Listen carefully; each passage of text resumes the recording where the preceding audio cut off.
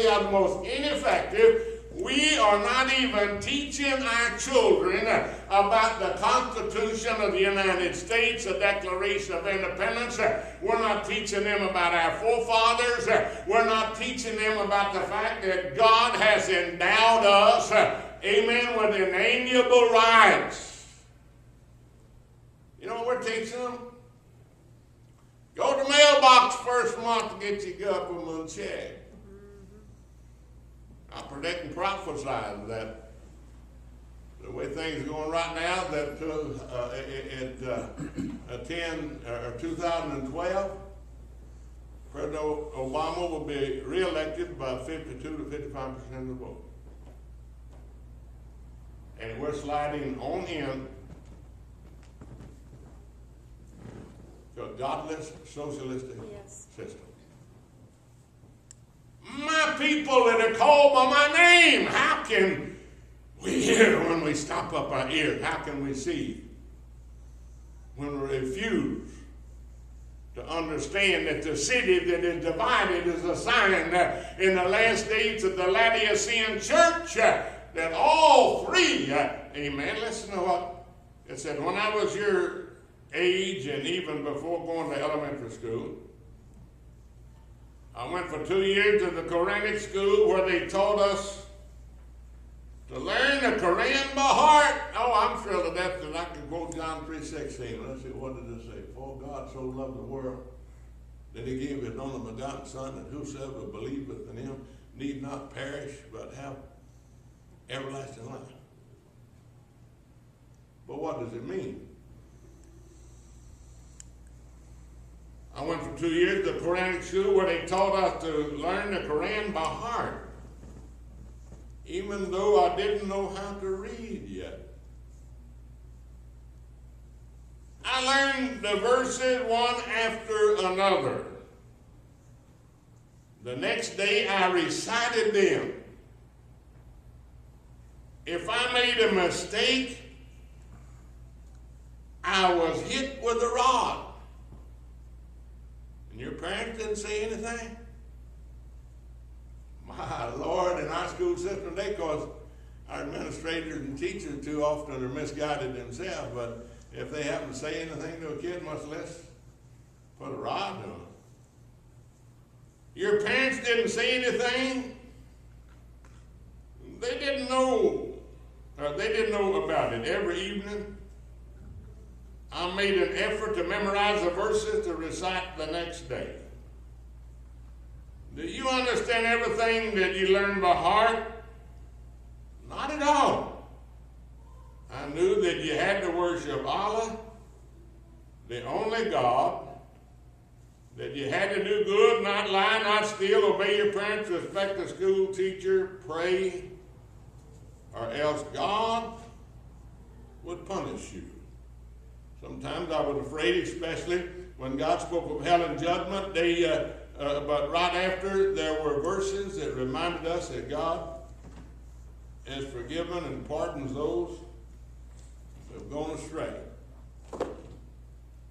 Raise up a child in the way that it shall go, and whenever it gets to be an adult, it will strap dynamite around their body and blow themselves up thinking that they're doing God a service. 1 Timothy 1:17-20, now under the God, under the King eternal, immortal, invisible, the only wise God. 1 Timothy 1:17-20. 1 Timothy 1:17-20.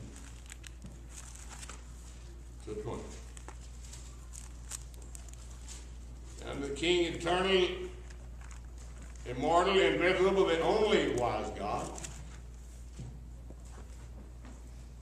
Muhammad said, say not three, there's only one God. Invisible, the only wise God, be honor and glory forever and ever. I charge you, I commit unto thee, son Timothy, according to the prophecies which went before thee, that thou by them mightest war a good warfare, holding faith in a good conscience, which some have put away concerning faith, have made shipwreck. Of whom is Hymenaeus and Alexander, who I am delivered unto Satan, that they may learn not to blaspheme. Now, this is a powerful word, especially in the Islamic religion, blaspheme.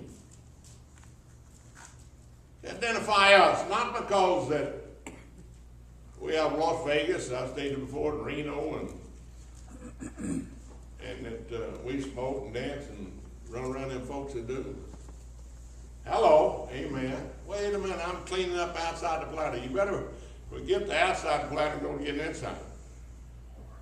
Get the inside the platter, clean the outside, and take care of itself. Amen. I'm talking about a believer. I'm talking about someone, listen to what that it said.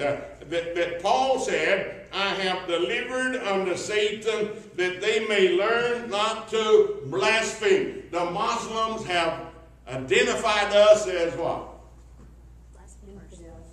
Infidel. God bless you, President Obama. I hope you can get them to change their attitude toward us, but I don't think you can. I don't think you can override them having to learn the Quran from before they can even read. They have to learn it. They have to recite it. They have to know that Allah is number one in their life. And to die means they are immediately in nirvana in the presence of Allah. I have delivered Hymenaeus and Alexander, who have delivered unto Satan. Now that's pretty powerful, isn't it? Leviticus 24, 10 to 16. Leviticus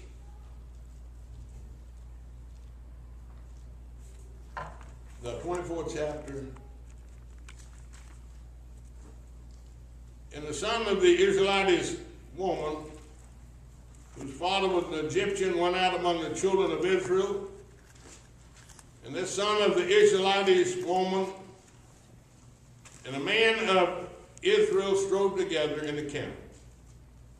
And the Israelite woman's son blasphemed the name of the Lord and cursed. And they brought him unto Moses, and his mother's name was Shilamite, the daughter of Dibri of the tribe of Dan. They put him in a ward that the mind of the Lord might be showed them. And the Lord spake unto Moses, saying, bring forth him that hath cursed without the camp, and let all that heard him lay their hands upon his head, and let all of the congregation stone him. Amen. Where did we get that from? That's the law and the prophets. The world was absolutely astonished that a woman had been held in prison in Iran for over 2 years because she committed adultery. She's a married woman that had committed adultery. She had been sentenced to be stoned to death. There's been so much upheaval around the world that the Iranian government has set aside her stoning, and they're going to bless her by hanging her. Somebody has worked the man. Amen. Well, it's kind of like when Jesus brought us a light that the law and the prophets had been fulfilled, and the woman that was taken in adultery was brought before him, and the congregation, all those religious folks. Stone her. Jesus looked down, wrote in the sand, and lifted up his eyes. Said, he that's without sin, let him cast the first stone.